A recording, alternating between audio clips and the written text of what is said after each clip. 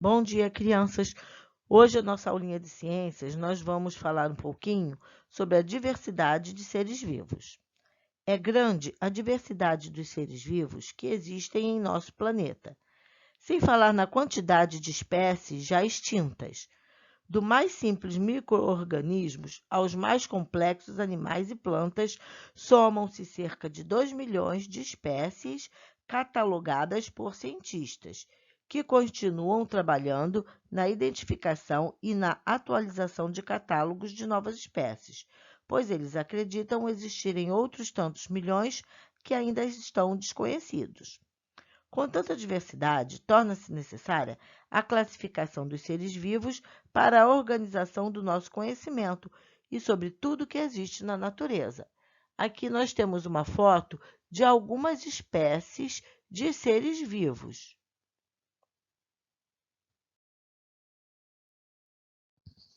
Classificação dos seres vivos.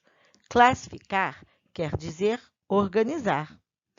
Em todas as áreas da ciência, os especialistas, de acordo com diferentes critérios, estabelecem sistemas de classificação e de nomenclatura para os objetos de seu estudo.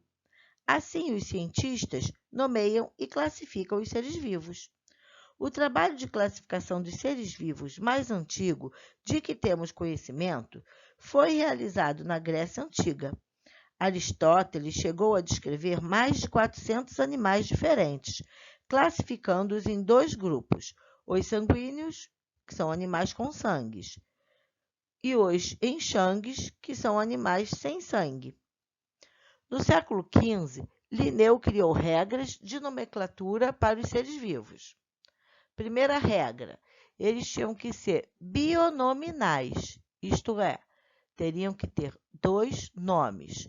Um que se refere ao gênero e o segundo que se refere ao epiteto específico.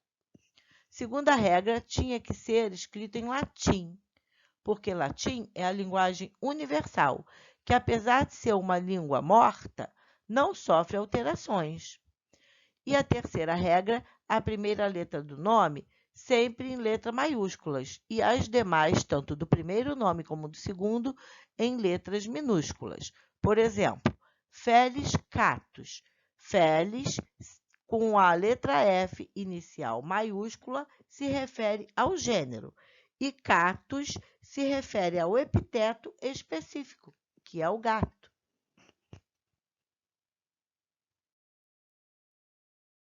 Classificação dos seres vivos, segundo Linneu.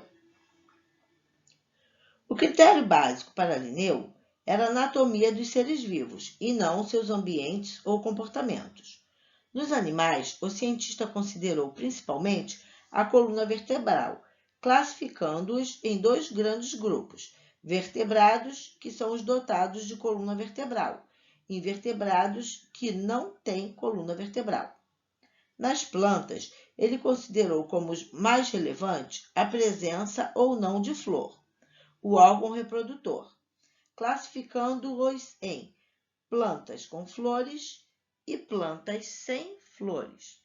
Aí nós podemos ver na esquerda as fotos de alguns animais vertebrados e invertebrados, e à direita, vegetais com flores e sem flores. Ordenando os seres vivos. O sistema de Linneu tem duas características principais.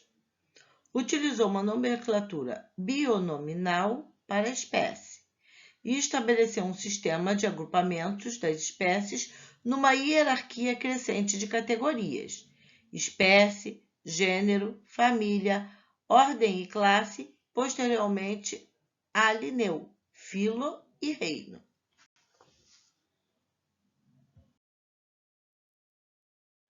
Os reinos de seres vivos. O sistema de classificação em reinos foi proposto por Robert em 1969 e modificado por ele mesmo 10 anos depois, acrescido das contribuições de Margulis. Embora novas propostas estejam sendo preparadas, à medida que os estudos avançam, ele tem sido um modelo adotado em grande parte dos livros didáticos. Segundo esse sistema, os seres vivos são classificados em 2 domínios e 5 grandes reinos: domínio procariontes e domínio eucariontes. Domínio procariontes são organismos unicelulares, contêm uma célula. Nele, nós temos o reino Monera. É o reino das bactérias e das cianobactérias. Trata-se de organismos microscópicos, unicelulares e sem membrana nuclear. Domínio eucariontes. São organismos com células mais complexas. Nele encontramos o reino protoctista, reino fungi, reino animalia e reino plantae. O reino protoctista engloba seres unicelulares e multicelulares. Como exemplo, temos os protozoários e as algas. O reino fungi, os fungos são unicelulares ou predominantemente multicelulares. Embora alguns os confundam com plantas, eles são heterótrofos, isto é, não produzem seu próprio alimento, alimentando-se de matéria orgânica em decomposição. O cogumelo e o mofo são exemplos de fungos. Reino Animalia é o reino no qual estão agrupados os animais. São multicelulares e heterótrofos, ou seja, se alimentam de outros organismos. Reino Plantae. Este reino inclui todos os tipos de plantas, sempre multicelulares.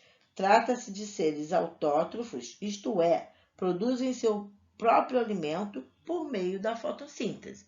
Aí nós podemos observar ao lado de cada reino uma figura representando. A imagem a seguir apresenta uma árvore filogenética ou cladograma. Nela você encontra a trajetória evolutiva dos 5 reinos já descritos, podendo entender a história de cada um.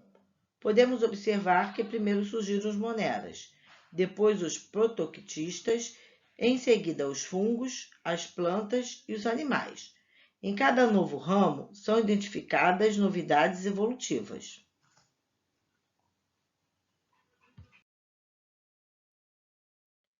Vírus, um caso à parte.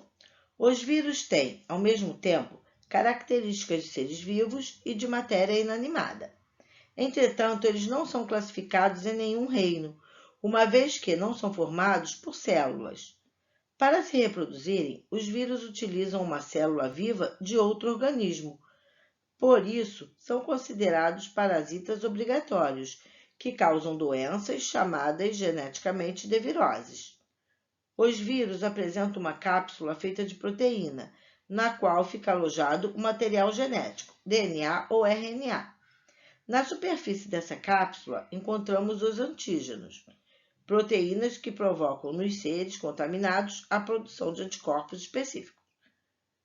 Anticorpos são proteínas especiais produzidas no sangue que atuam na defesa e combate dos antígenos. É específico para cada tipo de antígeno. Antígeno, substância ou micro-organismo estranho ao corpo que causa reações como alergias ou intoxicações. Aqui nós temos 3 imagens. A primeira é do vírus bacteriófago, a do meio é do vírus do tabaco e a da direita é a do vírus do coronavírus. Agora eu vou pedir a vocês que assistam o vídeo novamente, tá? Com bastante atenção. Depois que vocês leiam o texto da página 74 até a página 80 e que realizem as atividades da página 81. Um beijão para todos, estou morrendo de saudades e até a nossa próxima aulinha.